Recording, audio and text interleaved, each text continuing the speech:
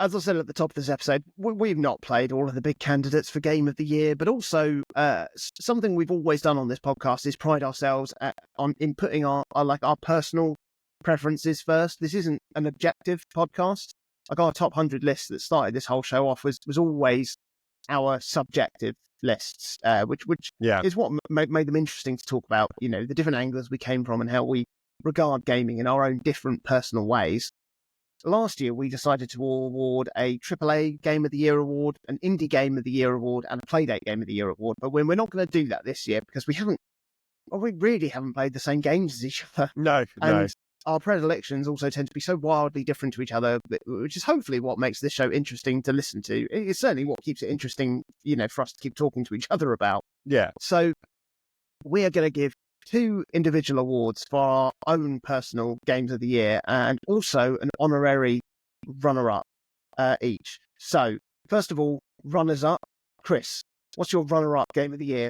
My runner-up is, don't need a drum roll, it's not that exciting, Astrobot, because anything that frontlines joy, but on a massive stage like this, deserves the spotlight. You know, the world of games is better and healthier for having something like this taking centre stage on a platform like the PlayStation.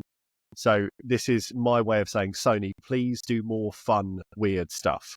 You know, give slightly smaller teams some money and just say, off you go, and make something cool like this, because Astrobot was a wonderful time. And as much as it was also the only PlayStation game I played this year, it was worth waiting for. literally worth having a PlayStation for, as we said. For me. Yeah, utterly ridiculous. My runner-up, I've agonised about this because I'm probably going to be called a hypocrite for calling this the runner-up game of the year, given how much time I put into it. But my runner-up for game of the year is Balatro. No. Yeah. It's absolutely incredible. It's a perfect game in its simplicity, in its execution. It's entertained me for 450 hours this year. That's mental.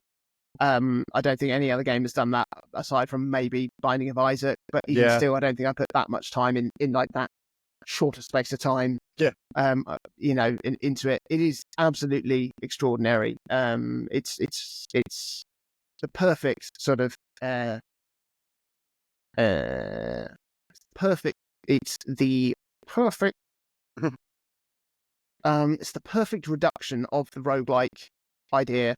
And it's just executed so perfectly, balanced so brilliantly. It's amazing. But Wow. What is your game of the year, Chris?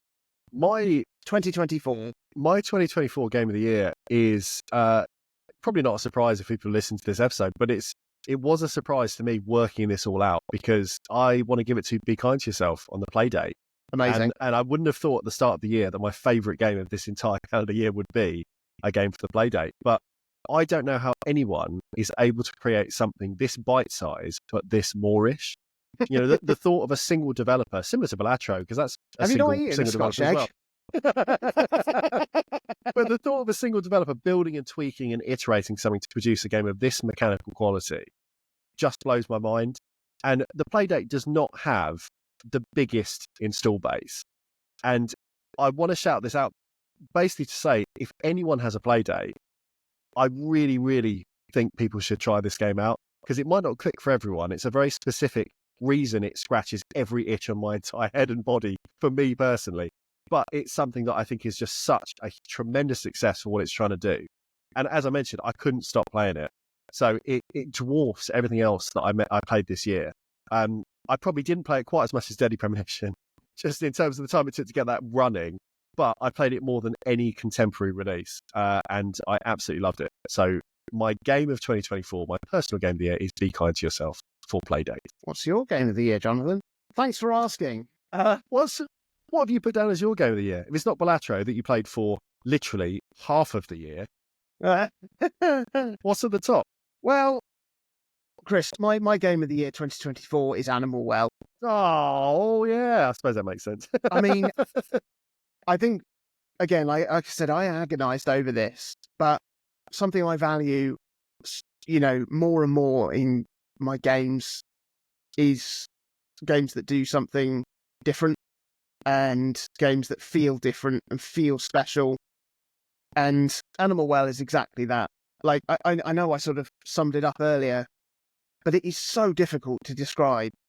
And there's nothing else I've played like it. And it is mind-blowing to think about the game. Like, I literally haven't felt this way about a game since, even like, I was going to say since Outer Wilds, but even since The Witness. Like, it's a game that it's the first game that's blown my mind as much as that.